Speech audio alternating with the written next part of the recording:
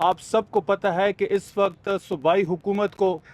سب سے بڑا چیلنج جو درپیش ہے وہ امن و امان کی صورتحال ہے۔ بارڈر لائن پہ بھی صورتحال آپ کے سامنے ہے، اور کچھ جو ہمارے قبائلی ایریا میں جو صورتحال ہے امن و امان کے لحاظ سے وہ سب کچھ آپ کے سامنے ہے۔ یہ جرگہ امپورٹنٹ اس لیے ہے کہ نئی جو حکومت ہے خیبر پختونخوا کی،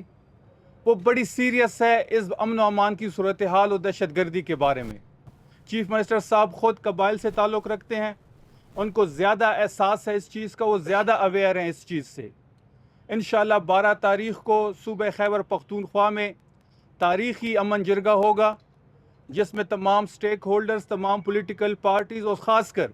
ہمارے جو قبائلی عمائدین ہیں، جو ہمارے قبائلی مشران ہیں، جو سٹیک ہولڈرز ہیں، جہاں پہ یہ وہ حالات سے گزر رہے ہیں، ان کو بھی انوائٹ کیا گیا ہے، اور ان کو بھی ہم لوپ میں لیں گے، اور ان کی جو تجویز ہوگی وہ بھی اس کمیٹی کے سامنے رکھی جائیں گی۔ کور کمانڈر صاحب سے ملاقات ہوگی، اور جب یہ ساری چیزیں فائنل ہو جائے گی تو سی ایم صاحب کو یہ کمیٹی ہینڈ اوور کر دی گی، اور سی ایم صاحب یہ سٹیک ہولڈرز کے ساتھ اس کے بارے میں اور ٹی یو آرز کے بارے میں بات کریں گے۔ 12 تاریخ کو خیبر پختونخوا اسمبلی میں صوبے کی سب سے بڑا امن جرگہ ہونے جا رہا ہے،